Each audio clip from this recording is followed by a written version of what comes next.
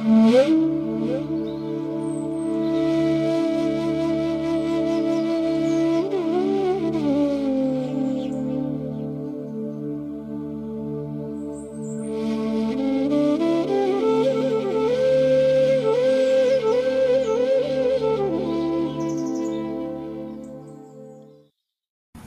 नमः श्री अतिराजाय विवेकानंद सूरये सच्चित सुख स्वरूपाय स्वामिने तापहारिणे। नमस्कार। श्री श्री ठाकुर श्री श्री मा एवं स्वामीजी महाराजेर रातुल चरणे भुलुंठित प्रणाम जानाई। प्राणाराम बांगला यूट्यूब चैनेले सम्प्रचारित सत्कथाय प्रतिदिनेर मनन এই ধারাবাহিক অনুধ্যানে আজকে আমরা পওহারী বাবাকে নিয়ে স্মরণ মনন করব। সুদূর আসামের বাসুগাঁও এই অঞ্চলে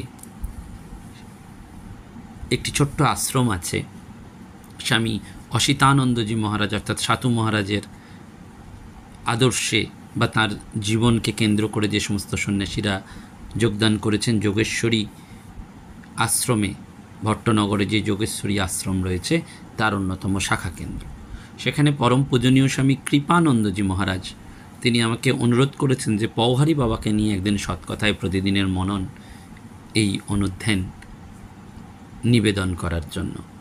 অত্যন্ত সৌভাগ্যের, অত্যন্ত আনন্দের যে একজন সর্বত্যাগী সন্ন্যাসী মহারাজ আমার মতন এই অকৃতি অধম অকিঞ্চন একজন মানুষকে অনুরোধ করেছেন, এটি আমার কাছে পরম সৌভাগ্যের এবং পরম প্রাপ্তির। হ্যাঁ, আমি অকৃতি অধম অকিঞ্চন তিনটি শব্দই বলেছি, খুব সজ্ঞানেই বলেছি। এমন কোনো কৃতিত্ব নেই। অনেকেই বলেন যে আপনি মহাভাগ্যবান, কৃপা পেয়েছেন। আসলে ঠাকুরমা স্বামীজির কৃপা অফুরন্ত, সেটা বলে শেষ করা যায় না। তাই তার ওই দু এক ফোঁটা কণিকা পেলে মন তৃপ্ত হয় না, আরও প্রয়োজন।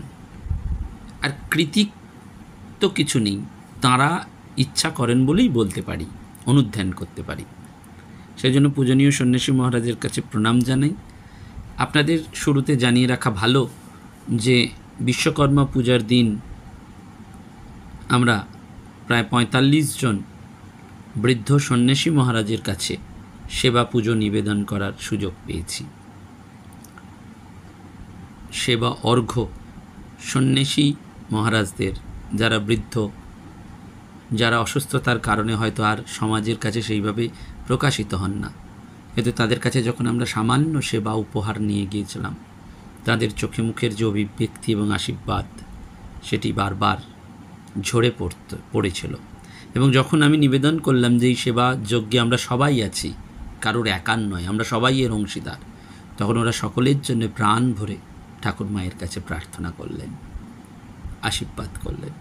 এটি যেন সত্যি আমাদের একটা পাওনা সকলের জন্য যারা এই সেবা কাজে যুক্ত হয়েছেন।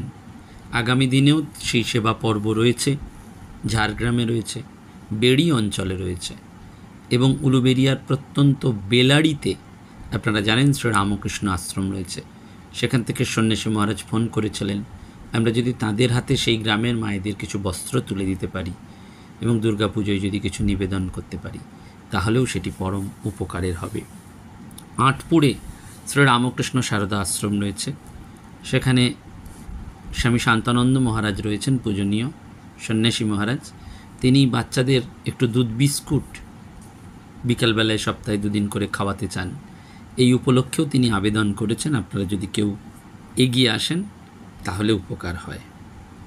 আমরা পওহারী বাবার কথা স্মরণ করছি এবং মাদ্রাজ থেকে প্রকাশিত ইংরেজি ব্রহ্মবাদীন পত্রিকার জন্য লিখিত 1899 সালে, যেখানে স্বামীজি খুব সুন্দর করে বলেছেন যে কর্মজীবনেই আদর্শের শক্তি প্রকাশ, অর্থাৎ কর্মজীবনের মধ্যে দিয়ে এই কাজ করতে হয় এবং কর্মজীবনের মাধ্যমেই আদর্শ আমাদের জীবনে গ্রহণোপযোগী আকারে পরিবর্তিত হয়ে আমাদের ইন্দ্রিয়ানুভূতির স্তরে অবতরণ করে। অর্থাৎ আদর্শই কর্মজীবনের প্রাণ। আমরা দার্শনিক বিচারই করি আর প্রাত্যহিক জীবনের কঠোর কর্তব্য সম্পন্নই করি না কেন, আদর্শই আমাদের সমগ্র জীবনকে ব্যাপ্ত করে রেখেছে। আমরা বর্তমানে যা হয়েছি আদর্শই আমাদেরকে সেটা করেছে, আর ভবিষ্যতে আমরা যা হব সেটা আদর্শই তাই করবে। অর্থাৎ আদর্শের শক্তি আমাদেরকে যেন আচ্ছাদিত করে রেখেছে।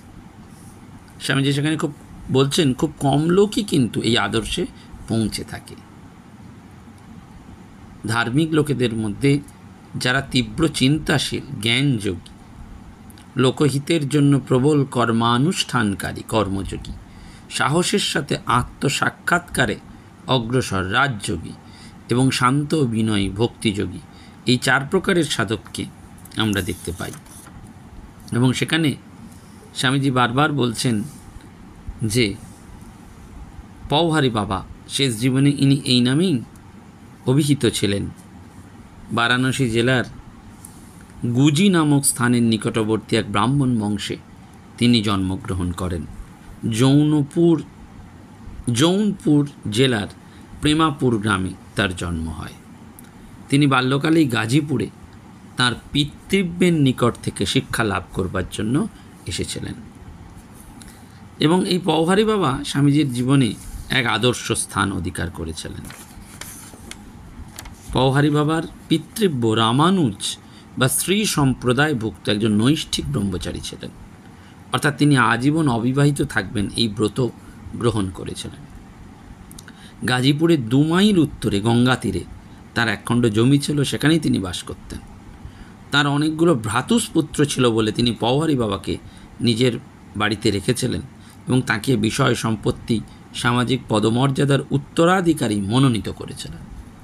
পওহারী বাবার এই জীবনের এই সময়কার ঘটনা বিশেষ কিছু জানা যায় না। যে সকল বিশেষত্বের জন্য ভবিষ্যৎ জীবনে তিনি সুপরিচিত হয়েছিলেন সেগুলোর কোনো লক্ষণও সেই সময় ছিল না। শুধু মানুষজন এইটুকু স্মরণ করত যে তিনি ব্যাকরণ, ন্যায় এবং নিজ সম্প্রদায়ের ধর্মগ্রন্থসমূহ অত্যন্ত মনোযোগের সাথে অধ্যয়ন করতেন। খুব চটপটে এবং আমোদী ছিলেন। এবং একসময় এই আমোদের মাত্রা এত বেড়ে গিয়েছিল যে তার রঙ্গপ্রিয়তার ফলে সহপাঠী ছাত্রগণকে বিলক্ষণ ভুগতে হতো। এই প্রাচীন ধরনের ভারতীয় ছাত্রজীবনে দৈনন্দিন কার্যের ভেতর দিয়েই ভাবী মহাত্মার বাল্যজীবন কেটে গিয়েছিল। তিনি অধ্যয়নে অসাধারণ অনুরাগ এবং ভাষা শিক্ষায় অপূর্ব দক্ষতা ছাড়াই সেই সরল সদানন্দ ক্রীড়াশীল ছাত্রজীবনে এমন কিছু করেননি যেটা পরবর্তী জীবনে খুব গম্ভীর বা গাম্ভীর্যের পূর্বাভাস দেয়। এবং এই পওহারী বাবা, আমরা জানি ভারতবর্ষে সকলের জন্য যেমন গুরুর দরকার হয়, তেমনি আধ্যাত্মিক জীবনেও তাই। ভারতবর্ষে যারা সাধারণত ব্রহ্মচর্য অবলম্বন করে ধর্মজীবন গ্রহণ করেন তারা দেশের বিভিন্ন প্রদেশে যান, বিভিন্ন তীর্থ ঘুরে বেড়ান। গিরনার পর্বত, 4 ধাম ইত্যাদি।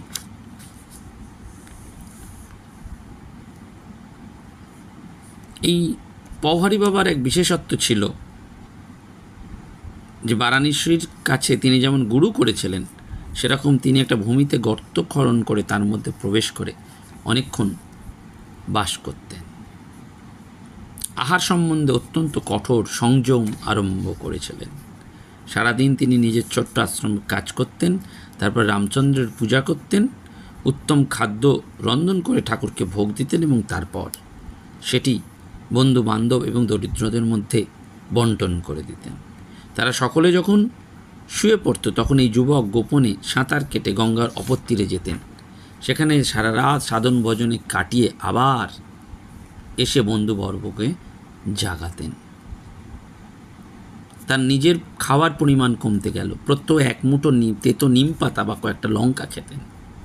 গঙ্গা তীরস্থ জঙ্গলে প্রত্যেক দিন সাধনার ফলে তার যাতায়াত কমতে লাগল।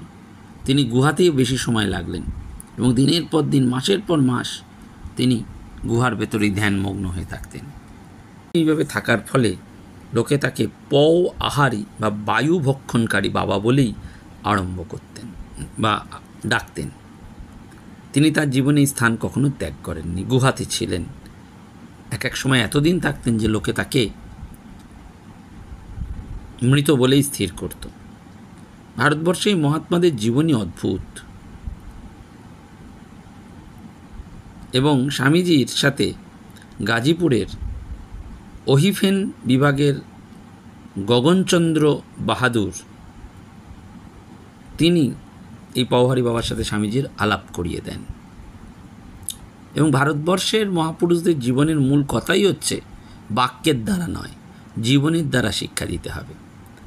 আর যাহারা সত্য ধারণ করবার জন্য উপযুক্ত হয়েছে তাহাদেরই জীবনে সত্য প্রতিফলিত হয়।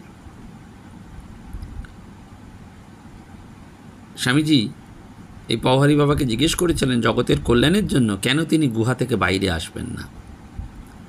তিনি বলেছিলেন, কোনো দুষ্ট লোক কোনো অন্যায় কার্য করছিল, এমন সময় এক ব্যক্তি তাকে ধরে ফেলে এবং শাস্তির স্বরূপ তার নাক কাটিয়ে দেয়। নিজের নাক কাটা রূপ জগৎকে কেমন করে দেখাবে, এই ভেবে সে এক জঙ্গলে পালিয়ে গেল। সেখানে এক বাঘের ছাল বিছিয়ে সে বসল, আর এদিক ওদিক কেউ আসছে মনে করে গভীর ধ্যান করত। তার এইরূপ ব্যবহারে সরে যাওয়া তো দূরে থাকুক, দলে দলে লোক তার কাছে আসতো এবং পুজো করত। তখন সে দেখল যে অরণ্যবাসে তার আবার সহজ জীবিকা নির্বাহের উপায় হলো। এইভাবে বছরের পর বছর কেটে গেল। অবশেষে মৌনব্রতধারী ধ্যানপরায়ণ সাধুর কাছ থেকে উপদেশ শোনার জন্য ব্যক্ত হলো এবং দীক্ষা নেবার জন্য উৎসুক হলো। শেষে এমন অবস্থা হলো যে আর বিলম্ব করলে সাধুর প্রতিষ্ঠা একেবারে লোপ পাবে। তখন একদিন মৌনব্রত ভঙ্গ করে তিনি বললেন, আগামীকাল একখানি ধারালো খুর নিয়ে এসো। যুবকটি এলেন এবং সেই নাক কাটা সাধু তাকে বনের জায়গায় নিয়ে গেলেন, খুর নিলেন, নাক কেটে দিলেন। বললেন, যুবক, আমি এইরূপেই আশ্রমে দীক্ষিত হয়েছি, এই দীক্ষাই তোমায় দিলাম, এখন তুমিও তারপর সুবিধে পেলে অপরকে দীক্ষা দিতে থাকো। যুবকটি লজ্জায় তার এই দীক্ষার অদ্ভুত রহস্য কাউকে প্রকাশ করতে পারেননি এবং সেই রূপেই নাক কাটা সাধু সম্প্রদায় হয়ে জগৎকে ছেয়ে ফেল। এইভাবে তিনি উত্তর দিচ্ছেন এবং তারপর গম্ভীরভাবে তিনি উত্তর দিয়েছিলেন, তুমি কি মনে করো স্থূল দেহ দ্বারাই কেবল অপরের উপকার সম্ভব? একটি মন শরীরের সাহায্য নিরপেক্ষ হইয়া অপরের মনকে সাহায্য করতে পারে, ইহা কি সম্ভব বলিয়া মনে করুন? অর্থাৎ এত বড় যোগী, এবং অপর এক সময় তাকে জিজ্ঞাসা করা হয় তিনি এত বড় যোগী, তথাপি তিনি প্রথম শিক্ষার্থীদের জন্য উপদিষ্ট শ্রী রঘুনাথজির মূর্তি পুজো হোম করেন কেন? তাতে তিনি উত্তর দিয়েছিলেন, সকলেই যে নিজের কল্যাণের জন্য কর্ম করে একথা তুমি ধরিয়া লইতেছ কেন? একজনও কি অপরের জন্য কর্ম করতে পারে না?